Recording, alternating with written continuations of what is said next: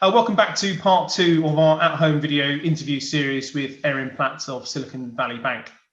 Erin, when you lend to technology businesses, how do you apply a Silicon Valley Bank values lens to the clients that you're interacting with? Yeah, I would say, if you take a step back and you think about what we offer our clients, it's commercial banking services, it's lending products and services, and some of that is commoditized, right? And it's increasingly competitive. So it's really, really important that we find ways to add value to our clients outside of the day-to-day. And frankly, I think that's why they choose to work with us. And historically, that has been a combination of, leveraging the network that we've built up globally over the last 30 plus years in the innovation sector and leveraging that and utilizing that to help make our clients more successful. And that manifests itself through introductions to sources of capital, sometimes sources of talent, sometimes customers and clients that they could bring on board. But what I've observed is actually the expectations of value has pretty dramatically changed over the last 6 to 9 months, driven by COVID. I think our clients want to interact with us in a much different way. And the value that they're looking from us has changed. And what I mean by that is it's never been more difficult to network, right? We're all working from home. The traditional ways to network are no longer available to us, but it's never been more important to utilize your respective networks. And that's really what our clients are looking for from us. So they're looking for ways to expand internationally. So if they're looking to set up in the US, whether that be LA or San Francisco or New York or Austin, Texas, that's really where they're looking for very, very bespoke and specific value add so that they can make that transition much easier. They're looking for us to, I guess, convene our portfolio of innovation businesses and share best practice. So, how can you manage and lead remote teams? How do you onboard? How do you train? So they're looking for us to, of course, take care of the banking and the lending and make sure that's working like clockwork. But really, it's about convening what we're seeing externally and packaging up those best practices for a very, very bespoke value add experience. And that's something that I've been spending a lot of time on recently in terms of meeting with our CEOs and CFOs and founders and really trying to understand what value add means in this new environment.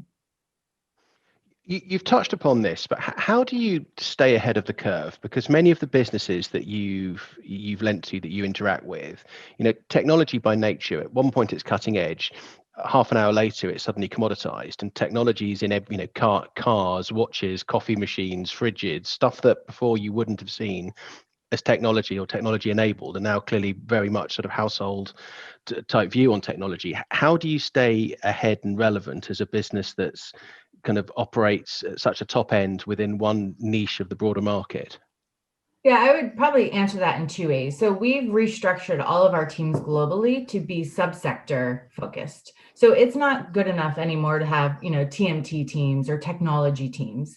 So we've got, fintech experts, enterprise software, consumer, and then you double click on any one of those areas. And then, you have subsector specialization in each one of those broad topics as well. And we've deliberately shifted our internal setup to face off to market in a different way to be able to keep up with our clients who are growing and evolving faster than any client base globally.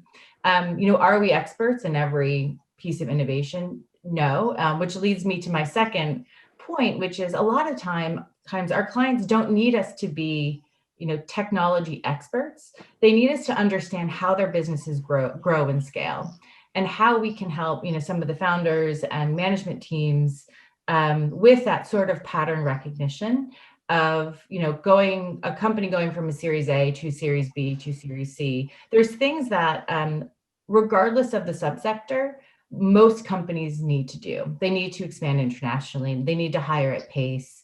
They need to set up the financial infrastructure in a way that's going to be able to scale with them, in perpetuity.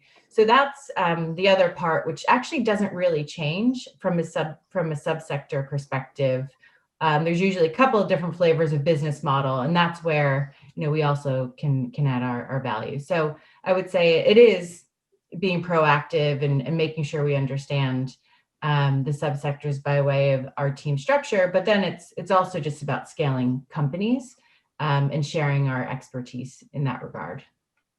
Thank you. What advice would you give to a client in the current economic environment at this point in the cycle?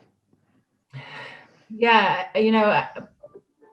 part of it's advice, part of it is just really where I'm spending my time based on what we're hearing from our clients externally and what I'm observing across our business internally, which is in itself a fast growing business. We've hired 65 people since lockdown. So there's a lot of lessons learned there.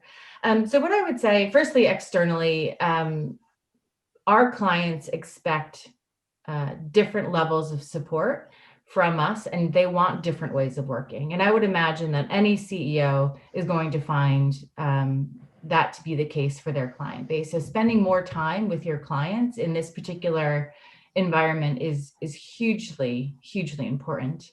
And again, the value of a network is so important, but it's really hard to build up new relationships in this environment. So we're encouraging all of our CEOs to spend increased amount of times with some of their professional advisors, whether it be people like Silicon Valley Bank or Odgers or a law firm, but then also spending time with each other. So we've been doing a lot in terms of convening CEO, CFO, founders together to help share best practices, because we are, in many respects, all figuring it out together. I would say the other thing is the amount of support that our employees need in this environment is substantial, right? There's never been a time where leadership and internal communications has been more critical and been more important. So we've invested a huge amount in our internal comms program to ensure that we're supporting our employees in a way that we haven't had to historically. Right? If you take a step back and think about it, the amount of anxiety and stress and distraction that's present for people personally and professionally is at an all-time high. So as leaders, how do we ensure that we can take some of that anxiety and stress away and allow people to focus on what's important, whether that be their family and friends or their work? So investing in internal comms, investing in managing teams remotely, performance managing remotely, training remotely, onboarding remotely, that's hugely important. And it's and I think it needs proactivity and a deliberate approach as opposed to maybe learning on the job. Erin, thank you so much. That concludes the interview. But just wanted to say on behalf of Nick and myself, it's been really insightful listening to all your great points and insight. It's been a pleasure talking to you, and I wish you a very positive run into the Christmas period. Thank you, Mike. Thank you, Nick. It's been a pleasure.